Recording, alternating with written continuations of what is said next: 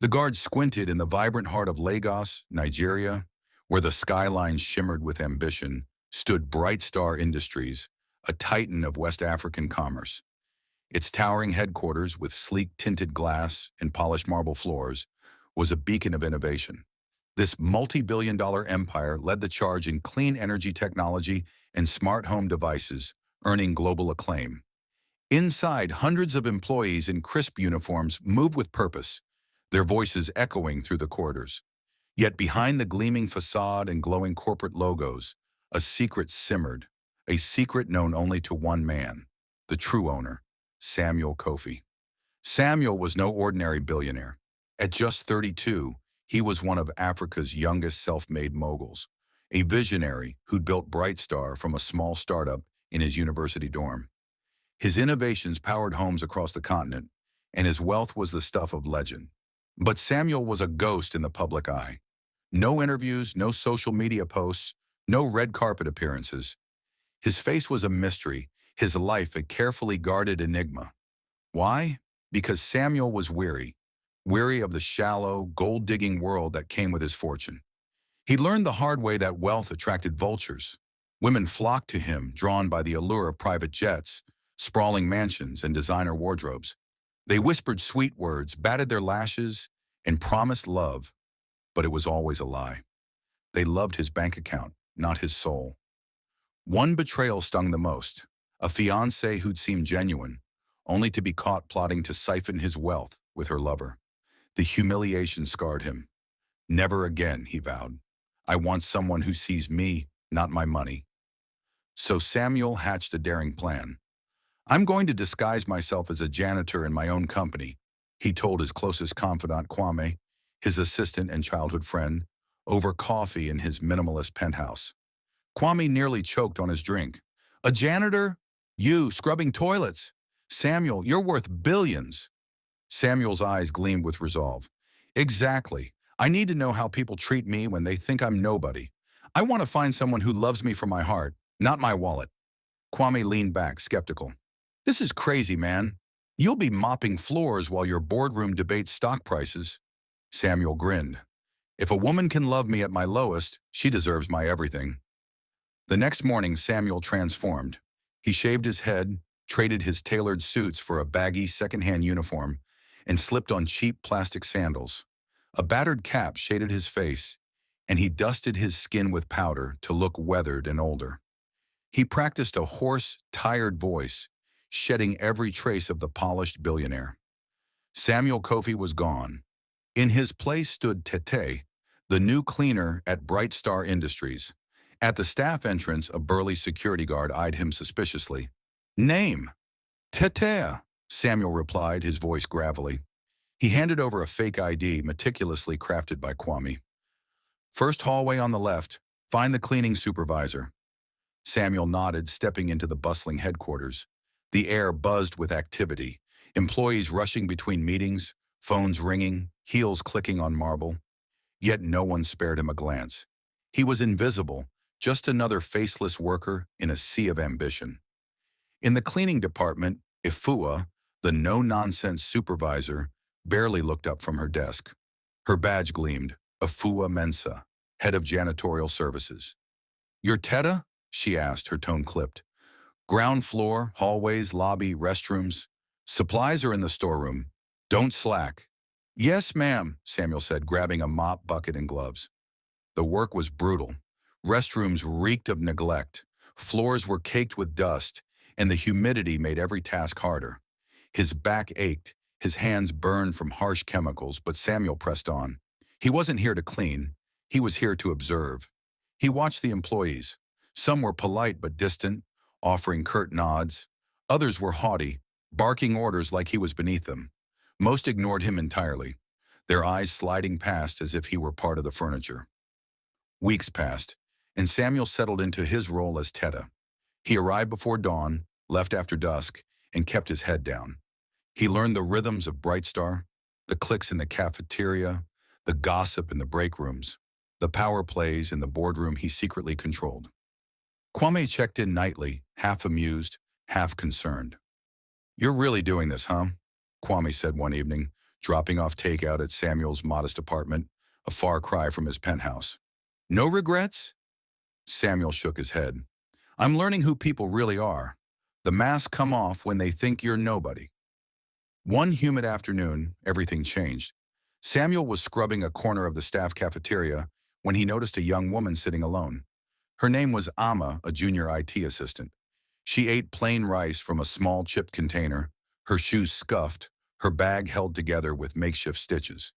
Yet her face radiated calm. As an elderly cleaner passed, struggling with a heavy tray, Amma stood, smiled, and offered him her bottle of water. The old man's eyes lit up, and he thanked her profusely. The simple act of kindness pierced Samuel's heart. Amma was an enigma at BrightStar. Quiet, diligent, she avoided office drama and gossip. Her colleagues respected her, but she kept to herself, her life a mystery even to those who worked beside her. As Samuel swept near her table, Amma looked up and smiled, a genuine, unguarded smile. "Hello, sir," she said softly. "You work so hard every day." Samuel froze, caught off guard. No one had spoken to him like that in weeks. "Thank you," he managed, his disguised voice steady. "That's kind of you." "God bless your hands," she said, her eyes warm. "And yours," he replied, a lump in his throat. That brief exchange lingered with him all day. It was the first time anyone had treated him like a human since he'd become Tetteh. That night, he sat in his dimly lit apartment, replaying the moment. Kwame, sprawled on the couch, noticed his friend's distraction. "What's up? You've got that look." Samuel smiled faintly. "I met someone today. Her name's Amma. She spoke to me like I mattered." Kwame raised an eyebrow. "The IT girl?" "She's quiet, keeps to herself." "You think she's real?" "I don't know yet," Samuel said, "but I'm going to find out. If she's genuine, her life's about to change." The next day, Samuel paid closer attention to Amma. He noticed how she moved through the office, calm, composed, respectful to everyone, from executives to fellow cleaners. At lunch, she shared half her rice with a weary courier, her smile never wavering. Samuel, cleaning a nearby table, felt a spark of admiration. She wasn't just kind, she was selfless, giving without expecting anything in return. Curiosity gnawed at him. Who was Amma outside these walls?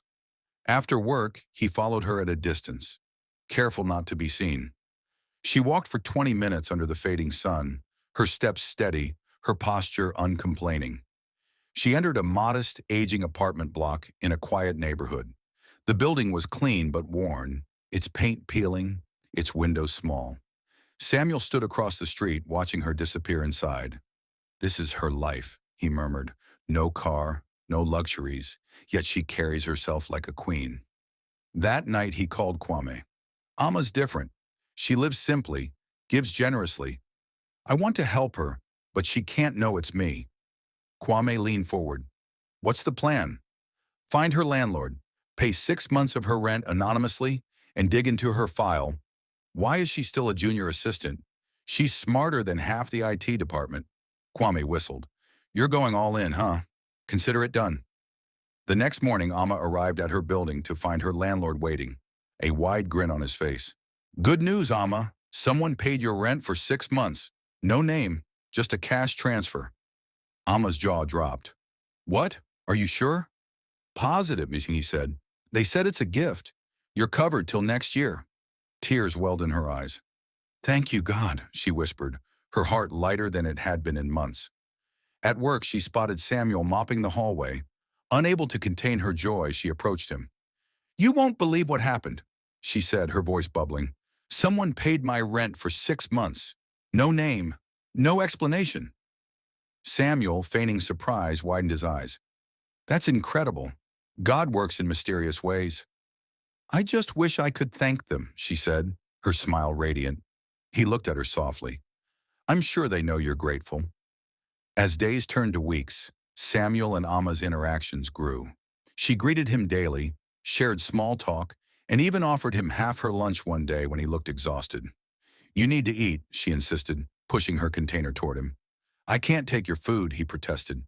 "Please," she said, her eyes warm. "I have enough." Reluctantly, he took a bite, his heart swelling. "Thank you, Amma. You don't know what this means." But not everyone at BrightStar was as kind.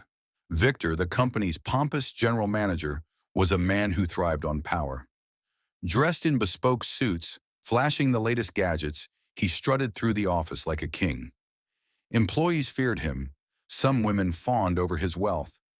Victor had noticed Amma's quiet beauty and resilience, and it intrigued him. Unlike others, she never sought his attention, which only fueled his obsession. One morning he summoned her to his office. Amma entered, wary but composed. Victor leaned back in his leather chair, a smug smile on his lips. "Amma, you're different," he began. "Quiet, smart, beautiful. I like that. I can change your life." She frowned. "Sir? I run BrightStar," he lied smoothly. "The name on the papers isn't mine, but I call the shots. Stick with me and I'll give you a promotion, a car, a better life." Amma's voice was steady. "Thank you, but I'm not interested." Victor's smile faltered. "You're turning me down? Do you know how many women would kill for this?" "I don't care about that," she said. "I'm not for sale." Furious, Victor leaned forward. "You'll regret this. I can make your life here hell." Amma stood unshaken. "Do what you want. I'd rather walk to work forever than trade my dignity."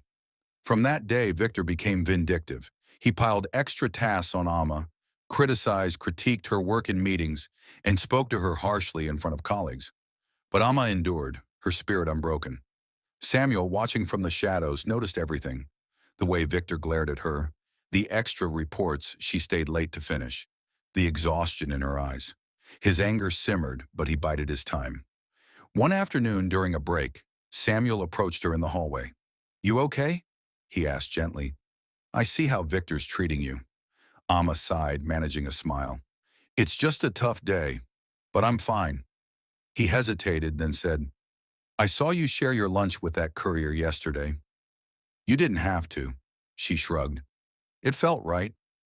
Giving brings me peace, even when life's hard." Samuel's admiration deepened. "You've got more to give than you know." She laughed softly. "You sound like you know me better than I know myself." "Maybe I do," he said, his voice soft but serious. Amma studied him, intrigued. "Who are you really, Tetteh?" He smiled. "Just a cleaner, for now." She nodded, her eyes lingering. "A very special cleaner." The tension escalated when Victor tried again, this time with a shiny new smartphone. He slid it across her desk. "Take it, Amma. Be mine, and you'll have everything." She pushed it back. "No, sir. I don't want your gifts or your attention." Victor's face darkened. "You're a fool. I'll make sure you're fired." Amma stood tall. "I'd rather lose my job than my self-respect." She walked out, leaving Victor seething. Shaken, Amma found Samuel mopping near the restrooms. Her voice trembled. "Victor tried to buy me with a phone. He called me baby and threatened to fire me." Samuel's fists clenched, his disguise barely containing his rage. "He did what?" "Please don't confront him," she pleaded. "He's the manager. He can ruin us." But Samuel had heard enough. He stormed to Victor's office, ignoring Amma's protests. He knocked once and barged in. Victor looked up, annoyed. "What do you want, cleaner?" "Leave Amma alone," Samuel said, his voice low and dangerous. Victor laughed. "You? A nobody in flip-flops. Get out before I fire you." Samuel stepped closer. "You're a coward who preys on innocent women? You think you can bully them with cheap gifts and threats?" "Not while I'm here." Victor stood incredulous. "You're insane. I'll call the owner myself. You're gone by morning." Samuel smiled coldly. "You can't touch me, and soon you'll see why. Stay away from Amma, or you'll wish you were never born." Victor faltered, unnerved by Samuel's calm confidence. "Who are you?" Samuel didn't answer. He walked out, leaving Victor rattled. Amma waited anxiously in the hallway. "What happened? Did he hurt you?" Samuel shook his head. "I told him to back off. He won't touch you again." She bit her lip. "What if he fires you?" He smiled. "Trust me, he's the one who's leaving." That night, Amma arrived home to find a bouquet of flowers and a boxed smartphone at her door, a note tucked under the ribbon. "From your secret admirer." Her heart raced. Fear, not flattery. Was it Victor? Someone else? She confided in Samuel the next day. "I'm scared, Tetteh. I want to throw it away." "Don't," he said. "Keep it. If it happens again, we'll go to the police together. She relaxed slightly. You'd come with me? Always, he said, his eyes steady.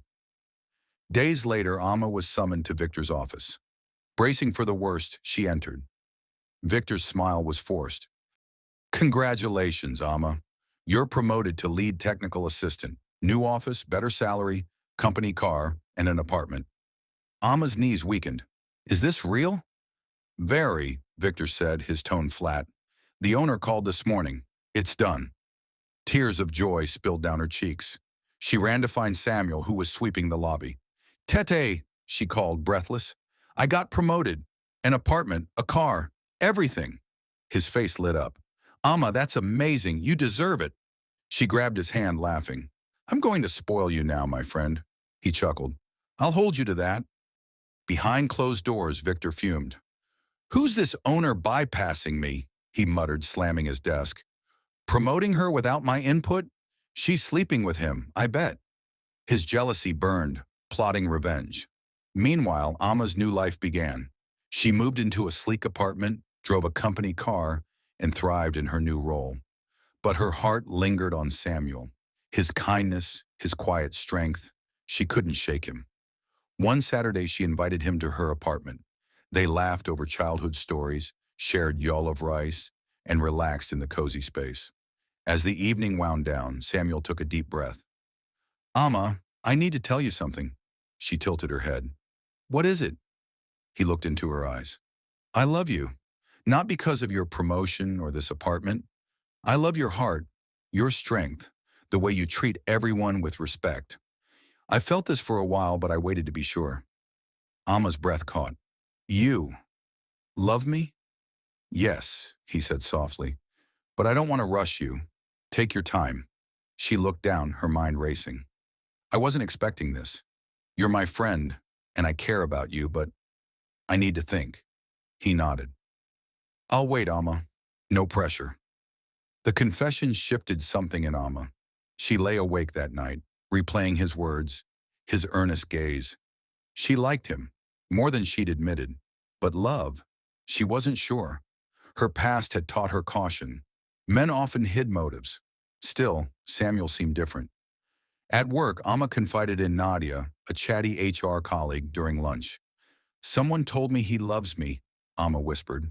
Nadia's eyes sparkled. Who? Tetteh, the cleaner. Nadia dropped her fork. Him? Amma, be careful. Why? Nadia leaned in. Think about it. You get promoted, get a car, an apartment, and now he says he loves you? He's a gold digger. He waited till you made it big. Amma's stomach twisted. You think so? I know so, Nadia said. Guys like him prey on successful women. Don't fall for it. Amma stared at her plate, doubt creeping in. Why hadn't he spoken sooner? Was he playing her? The next few days were torture. Amma's warmth towards Samuel cooled. Her smiles became forced, her visits to his hallway rare. Samuel noticed, his heart sinking. One afternoon, as they passed in the stairwell, he tried. Hey, Amma, everything okay? Fine, she said. Her voice clipped and kept walking. He stared after her, hurt. Had he scared her off? Or had someone poisoned her mind? Nadia, meanwhile, had her own agenda. She'd noticed Samuel's quiet charisma, his unshakable dignity despite his rags. It drew her in. One evening, as he cleaned the reception, she sauntered over, her perfume heavy. Hey, Tetteh, she purred. You work too hard. He glanced up, wary. Just doing my job. She leaned closer. You're different. Strong, wise. My kind of man. Samuel's jaw tightened. You don't know me. I know enough, she said, batting her lashes. I like what I see. He stepped back. You told Amma I'm a gold digger. Now you're here flirting? You're unbelievable. Nadia's smile wavered. Okay, maybe I misjudged you. But I see you now. We could be good together. Samuel scoffed. You think I'm like the men you toy with? I know your game, Nadia. You've slept with half the managers here, including Victor. I'm not your next conquest. Her face flushed, humiliated. How dare you? I dare because I see you, he said coldly. Stay away from me. She stormed off, vowing revenge. Word of the confrontation spread. Amma cornered Samuel in the conference room hallway. "I heard you shut Nadia down," she said, a smile tugging at her lips. He shrugged. She had it coming. Amma laughed, the tension easing. "She thinks she owns everyone, not you." "Never," he said, their eyes locking. For a moment it felt like old times. But trouble brewed elsewhere. A young job applicant, Essie, arrived at BrightStar, clutching her resume. After weeks of rejections, she was hopeful. Victor interviewed her, his smile predatory. "You're gorgeous," he said, eyeing her. "I can get you this job, if you spend the night with me." Essie's heart sank. "No, sir, I won't." Victor's face hardened. "Then get out. You're not cut out for this." She fled, tears streaming, and stood outside, crushed. Samuel, passing with a bucket, noticed her distress. "You okay?" he asked gently. She shook her head, then spilled everything. Victor's vile offer, her shattered hopes. Samuel's blood boiled. "Come back Tuesday," he said. "If you're qualified, you'll get the job. I'll make sure of it." Essie stared skeptical. "You? A cleaner?" He smiled faintly. "Sometimes the one you overlook is the one who can help most." She walked away, scoffing. "He's delusional," she thought. "I'm not coming back." Back at the office, Amma wrestled with her feelings. Samuel's face haunted her, his gentle voice, his unwavering kindness. Her heart raced when he was near, her smile automatic. She couldn't deny it. She was falling for him. But Nadia's warning echoed, a splinter of doubt. What if he'd timed his confession to her success? One Friday, with the office nearly empty, Amma found Samuel in the courtyard, wiping sweat after cleaning the hall. She approached, her pulse pounding. "Tetteh," she said softly, "I need to tell you something." He looked up, hopeful. "Yeah?" "I love you," she said, her voice trembling. "I tried to fight it, but I can't. I've loved you since the day you thanked me for noticing you. I was scared. Someone said you're after my success. But my heart knows you're real." Samuel's eyes softened, his heart soaring. "Amma, I love you too. I've waited so long to hear this. You make me happier than you know." She smiled, tears falling. "I can't wait to be yours." He squeezed her hand. "And I can't wait to be yours." The next morning, BrightStar buzzed with anticipation. A mandatory staff meeting was called in the grand conference hall. Employees whispered, speculating. Samuel, still in his cleaner's uniform, walked to the stage. Laughter rippled through the crowd. "What's the janitor doing up there?" Victor jeered from the front row. "Get him off!" But the screen behind Samuel lit up, displaying the BrightStar logo. A voice boomed, "Ladies and gentlemen, meet Samuel Kofi, founder and owner of BrightStar Industries." Gasps filled the room. Samuel removed his cap and wiped the powder from his face, revealing the sharp, handsome billionaire. Jaws dropped. A phone clattered to the floor. "Yes," Samuel said, his voice commanding. "I'm Samuel Kofi. For months I've worked as a cleaner to see who you really are. I wanted to know who respects humanity, not just power." The room was silent, stunned. He turned to Victor, his gaze icy. "Victor, you're fired. You've harassed employees, taken bribes, and preyed on job applicants. Security, escort him out." Guards marched forward. Victor stammered, pale, and was led away, his empire crumbling. Samuel scanned the crowd, his eyes softening as they found Amma. "One person treated me like a human when I was nothing. She shared her food, her kindness, her heart, not knowing who I was." He stepped off the stage and approached her. The room held its breath. "Amma," he said, kneeling and pulling out a velvet box. A diamond ring sparkled. "Will you marry me?" Tears streamed down her face. "Yes," she whispered. "Yes!" The hall erupted in cheers, applause, and tears. It was a moment of pure magic. Months later, Samuel and Amma wed in a breathtaking ceremony. Amma glided down the aisle in a flowing white gown, her smile radiant. Samuel waited at the altar, his eyes brimming with love. Their story spread far and wide, the billionaire who became a janitor to find true love in a humble woman's heart. They ran BrightStar side by side, championing fairness and compassion, and lived happily ever after. Dear viewers, what did this epic journey teach you? Can true love see beyond status? Should we judge by actions, not appearances? Drop your thoughts in the comments below. If this story touched you, give it a thumbs up, share it with your friends, and subscribe for more heartfelt tales. Hit that bell to stay updated. Thank you for watching, and may your heart always find its truth. Stay blessed.